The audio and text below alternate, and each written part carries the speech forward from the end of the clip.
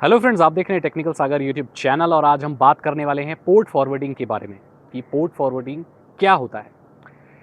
जैसे कि आपको पता है पोर्ट क्या होता है, मैंने इससे पहले वीडियो बनाई थी जहां पर मैंने आपको बताया था पोर्ट क्या होता है। पोर्ट किसी भी एक नेटवर्क डिवाइस का या किसी भी एक डिवाइस का जो नेटवर्किंग में है उसका एक छोर हो सकता है। आप कम्युनिकेट करते हैं डिवाइसेस से, डाटा भेजते हैं और रिसीव करते हैं, तो उसका एक छोर होता है। वही छोर, उसी एंड पॉइंट को पोर्ट कहते हैं। अब पोर्ट फॉरवर्डिंग क्या होता है, जैसे कि इसका नाम बताता है, पोर्ट को फॉरवर्ड कर देते हैं। पोर्ट को आप आगे बढ़ा रहे हैं, ठीक है। तो आप वर्ड से काफ़ी कुछ समझ सकते हैं। आप जब डेफिनेशन पढ़ें या कोई भी चीज़ पढ़ें तो आप उसका नाम को देखिए, वो नाम क्या बोल रहा है। किसी भी चीज़ का जब नाम रखा जाता है ना, तो उसके पीछे कोई कारण होता है। मैं आपको बता दूं कि ये पोर्ट फॉरवर्डिंग आखिर होता क्या है। सबसे पहले हम अपने लोकल मॉडेम के बारे में बात करेंगे। देखिए, जो आपका मॉडेम है आपके घर में रखा हुआ है, उससे एक डिवाइस तो कनेक्टेड नहीं है, उससे कई सारे डिवाइस कनेक्टेड हो सकते हैं। आपके जो मॉडेम से, आप कह सकते हैं जो राउटर से आपका कंप्यूटर कनेक्टेड हो सकता है। आप अगर वो वाईफाई, तो आपका मोबाइल डिवाइस उससे कनेक्टेड हो सकता है, लैपटॉप हो सकते हैं, मोबाइल, बहुत मतलब सारे डिवाइस उससे कनेक्टेड हो सकते हैं। अब लोकल नेटवर्क में किसी भी एक डिवाइस की पहचान करने के लिए उसकी एक लोकल आईपी होती है, और जो आमतौर पर 10.1 ऐसे शुरू होती है या 192.168.1.101 से शुरू होती है। अब लास्ट का जो 101 है वो दूसरे डिवाइस में भी 101 नहीं होगा। लोकल आईपीज चेंज होती हैं, लास्ट का डिजिट मोस्टली चेंज होता है। जैसे एक डिवाइस का लास्ट में 100 है, तो दूसरा डिवाइस कोई लोकल नेटवर्क से कनेक्टेड होगा तो उसका 101 होगा। ऐसे ही 102, 103, 104 जितने भी डिवाइसेस उससे कनेक्टेड हैं। तो इससे क्या होता है कि वो डिवाइसेस आपस में कम्युनिकेट कर सकते हैं और कोई कन्फ्यूजन नहीं होती है। जैसे आप घर में रहते हैं, तो आपके घर में हर किसी मेंबर का एक अलग नाम होगा, जिससे आप एक दूसरे से बात कर सकते हो। आप किसी एक का नाम देंगे तो वही सुनेगा। ऐसा तो नहीं है कि आप किसी एक मेंबर का नाम लेंगे तो सारे लोग दौड़ के आ जाएंगे, हाँ बोलो क्या हो गया, नहीं। हर मेंबर का एक अलग नाम होता है। ऐसे ही लोकल नेटवर्क में आपके डिवाइस का, हर एक डिवाइस की एक अलग लोकल आईपी होती है। खैर, ये लोकल आईपी है जो आपस में कम्युनिकेट करने में मदद करती है।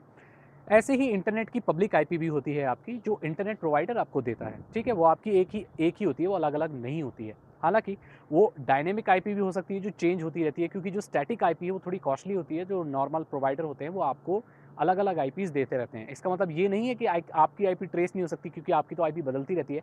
उनके पास आईपी चेंज करने के पूरे रिकॉर्ड होते हैं कि मान के चलिए अगर परसों आपकी आईपी कुछ और थी और आज कुछ और है, तो परसों अगर आपने कोई क्राइम कमिट कर दिया तो उस सर्विस प्रोवाइडर को पता रहेगा कि परसों आपको ये वाली आईपी असाइन थी। अगर इस वाली आईपी ने कोई क्राइम किया है, क्रिमिनल ऑफेंस किया है, तो आप पकड़े जा सकते हैं। मैं आपको पहले ही वार्निंग दे देता हूँ, ठीक है। अब आपके कंप्यूटर में एक फायरवॉल होता है जो बाहर से इंटरनेट से कनेक्शन आता है, और जो आपका लोकल नेटवर्क है उसके बीच में एक ढाल का काम करता है। मतलब इंटरनेट से कोई भी कनेक्शन या कोई भी डेटा आएगा वो फायरवॉल के थ्रू होकर जाएगा, ठीक है। उसकी परमिशन होती है। अब आपकी जो आप इंटरनेट सर्फ करते हैं, जो वेब पेज आप विजिट करते हैं या कोई फाइल डाउनलोड करते हैं, उसकी पहली परमिशन फायरवॉल से होती है। फायरवॉल एक ऐसी दीवार, एक आप कह सकते हैं एक देश का ऐसा बॉर्डर हो सकता है। जो हमारे देश का बॉर्डर है वो हमारे देश की फायरवॉल है। आप कोई भी आएगा वहाँ से, तो वहाँ से परमिशन लेके ही आना पड़ेगा। बिना परमिशन, चाहे वो कोई भी हो, चाहे व्यापारी हो, चाहे कोई भी हो, बिना परमिशन के उस फायरवॉल से, उस बॉर्डर से नहीं आ सकता। ऐसे ही कंप्यूटर में जब कोई डेटा आता है तो उसको परमिशन की ज़रूरत पड़ती है, जो फायरवॉल से लेती है। अब आप अपने किसी लोकल डिवाइस के या कोई भी आपके नेटवर्क में जो चीज़ कनेक्टेड है, उसको आप फायरवॉल से बाईपास करके उसे आगे फॉरवर्ड कर देते हैं, ताकि उस डिवाइस को कोई इंटरनेट से भी कंट्रोल कर सके। क्यों? क्योंकि वो एक आईपी कैमरा हो सकता है। आपका ऐसा कैमरा हो सकता है जो आपके नेटवर्क में है, लेकिन आप उस कैमरा को बाहर दूसरे नेटवर्क से, इंटरनेट से कंट्रोल करना चाहते हैं। तो मान के चलिए कि मेरे घर में अगर किसी ने आईपी कैमरा लगा दिया है, तो सिर्फ वो लोकल नेटवर्क से ही आईपी उस कैमरा की व्यू नहीं देख सकता। वो किसी दूसरे देश में भी बैठ के मेरे आईपी कैमरा से देख सकता है, ठीक है। क्योंकि उसको परमिशन है कि वो मेरे लोकल नेटवर्क के थ्रू, बाय फायरवॉल से होते थ्रू होके, और वो इंटरनेट वाले नेटवर्क तक जा रहा है। लेकिन मैं सिर्फ अपने वेबकैम की ही परमिशन फॉरवर्ड करना चाहता हूँ, उसी का पोर्ट फॉरवर्ड करना चाहता हूँ। मैं नहीं चाहता कि मैं कुछ भी सर्व कर रहा हूँ तो वो चीज़ें भी वो देख ले, नहीं, मैं सिर्फ अपने कैमरे को दिखाना चाहता हूँ। तो मैं अपने कैमरे का पोर्ट फॉरवर्ड करूँगा, सिर्फ कैमरे का पोर्ट, उसकी आईपी फॉरवर्ड करूँगा, ताकि वो कैमरा ही देख पाए। ऐसे ही किसी भी डिवाइस को आप बाहर कंट्रोल करना चाहते हैं, कनेक्ट करना चाहते हैं, तो उसका आप पोर्ट फॉरवर्ड कर देते हैं किसी एक आईपी पे, ठीक है।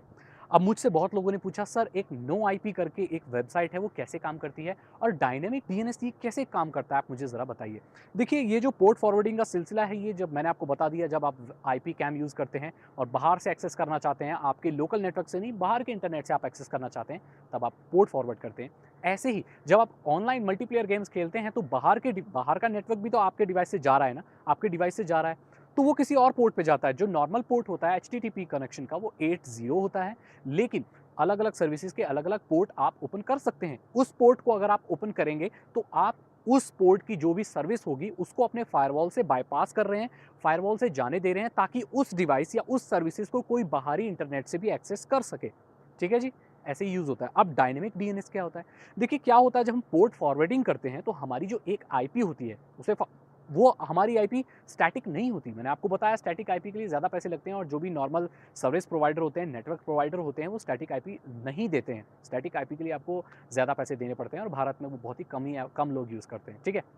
तो ऐसे केस में हम क्यों ना ऐसी कोई सर्विस यूज़ करें जो हमारी आईपी को स्थिर रखे। मतलब जो हमारी आईपी चेंज होती रहती है वो उसको ले ले और उससे एक कोई स्थायी बता दे। ठीक है? जैसे मान के चलिए आप एक घर में रहते हैं और आपके नाम बदलते रहते हैं। ठीक है? आपको कोई सोनू बोलता है, मोनू बोलता है, ठीक है? चिंकू बोलता है, मिंकू बोलता है, आपका कोई एक नाम नहीं है। कितनी खराब बात है। तो आपको किस नाम से बुलाया जाए? ऐसे ही आपका कोई भाई है जिसने आपको बोल दिया कि ठीक है तुम्हें किसी भी नाम से बताएँगे, मैं तुम्हें बुला लूँगा। मैं पता करूँगा कि तुम्हें ही बुला रहे हैं, मैं बुला लूँगा। ऐसे ही डायनामिक डीएनएस में जो नो आईपी है, वो आपकी जो बदलती हुई आईपी है ना, उसको अपने पास ले लेता है और वहाँ से कन्वर्ट करके आपको एक स्टैटिक आईपी देता है। एक स्टैटिक आईपी देता है जो चेंज नहीं होती है। तो कोई भी रिक्वेस्ट अगर आपकी उस वाली आईपी पे आएगी जो उसने स्टैटिक दी है, तो चेंज होके आपकी वो दूसरी आईपी पे चली जाएगी जो चेंज होती रहती है। वो चेक करेगा कि इस वक़्त आपकी आईपी कौन-सी है और वहाँ भेज देगा। जैसे कि एक और मैं आपको बता देता हूँ एग्ज़ाम्पल, समझने में थोड़ा आसानी होगा, मुझे याद तो नहीं आ रहा। ठीक है? आपको पता है जब भारत में महात्मा गांधी आंदोलन कर रहे थे तो वो बहुत जगह-जगह घूमते रहते थे, ठीक है? वो एक जगह रहते ही नहीं थे। अब ऐसे में अगर कोई उनको चिट्ठी लिखना चाहता था, कैसे लिखेगा? कैसे लिखेगा? उनका एक पता ही नहीं है। लोगों को पता ही नहीं रहता था वो हैं कहाँ, आजकल कहाँ आंदोलन कर रहे हैं। तो लोग एड्रेस में लिखते थे मोहनदास करमचंद गांधी, एड्रेस जहाँ कहीं भी हो वहाँ। क्योंकि वो बहुत बड़े मतलब बड़े महान प्रसिद्ध इंसान थे, आंदोलन कर रहे थे, तो जो डाकिया वगैरह थे वो जानते थे कि इस वक़्त गांधी जी कहाँ हैं। वो उस वक़्त जहाँ होते थे वो लेटर उसको उनको वहाँ पहुँचा दिया जाता था। ऐसे ही आपकी आईपी चेंज होती रहती है, लेकिन आपकी आईपी को जो स्टैटिक वाली बनाई है उसको रिक्वेस्ट आती है, फिर वो चेक करती है कि अभी आपकी आईपी कौन-सी है। आपकी आईपी जो भी होती है, वो वहाँ रिक्वेस्ट को भेज देता है, ठीक है? इसीलिए आपको डायनामिक डीएनएस या आप कहते हो जो नो आईपी वाली वेबसाइट है वो यूज़ करनी पड़ती है पोर्ट फॉरवर्डिंग में। मैंने आपको बताया कि पोर्ट फॉरवर्डिंग क्या होती है, मैंने आपको बताया कि नो आईपी वेबसाइट का क्या यूज़ है। आशा करता हूँ आपको समझ में आ गया होगा और अगर आपको समझ नहीं आया और आप सोच रहे हैं कि अभिषेक सागर या टेक्निकल सागर आप कह सकते हैं कि सिर्फ भाषण दे रहा है और कुछ तो करके बता नहीं रहा है, ऐसे कैसे समझ आएगा? तो चिंता ना कीजिए। इस वीडियो के बाद मैं आपको पोर्ट फॉरवर्डिंग का प्रैक्टिकल करके दिखाऊँगा, अपने कंप्यूटर स्क्रीन पर दिखाऊँगा कि क्या हो रहा है, कैसे फॉरवर्ड हो रहा है, कैसे चीज़ें काम करती हैं, ताकि आपको समझने में आसानी हो। आशा करता हूँ आपको ये वीडियो अच्छी लगी होगी। अगर अच्छी लगी तो इस वीडियो को लाइक करें। अगर आप नए हैं तो मेरे चैनल को सब्सक्राइब करें। मैं ऐसी वीडियो लेके आता रहूँगा आपके लिए। मिलते हैं अगली वीडियो में। Thank you so much and good bye.